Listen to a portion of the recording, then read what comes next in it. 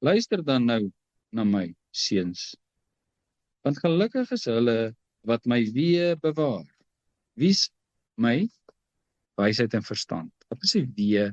Verstandig, wees verstandig, dink voor jy doen, dink voor jy sê, dink voor jy besluit.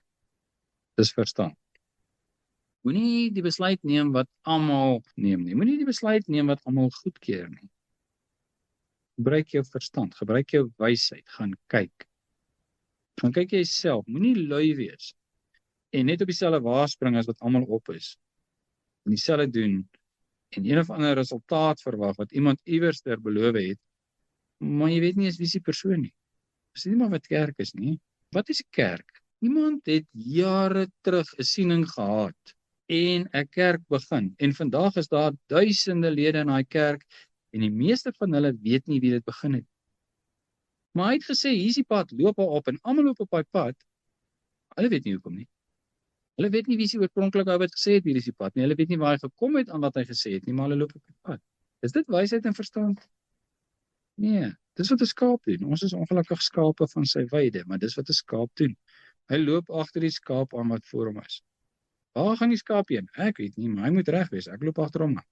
En ons doen presies dieselfde. Dis nie wysheid en verstand nie. Wysheid en verstand sê stop.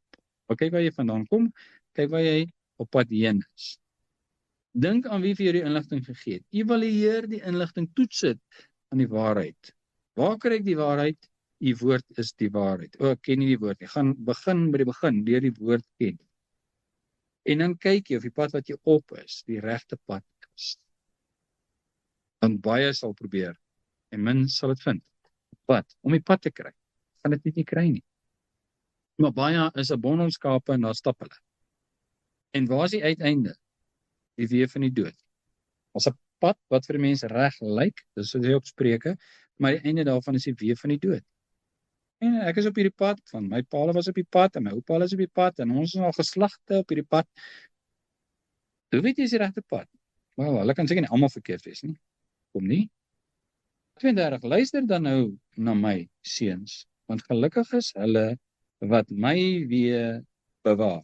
Punt insig, punt verstand, punt wysheid se weë en bewaar dit. Hoekom? Want dwaasheid wil jy die hele tyd van dit afkry.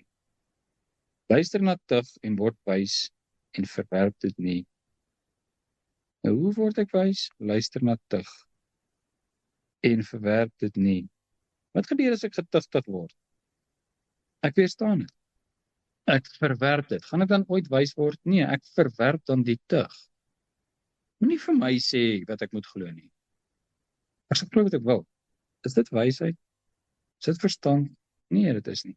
As iemand vir jou sê, jy's op die verkeerde pad, hier is die regte pad, wat behoort jy te sê? Nou, kom ons praat daaroor. Vertel vir my. Vir 2 redes.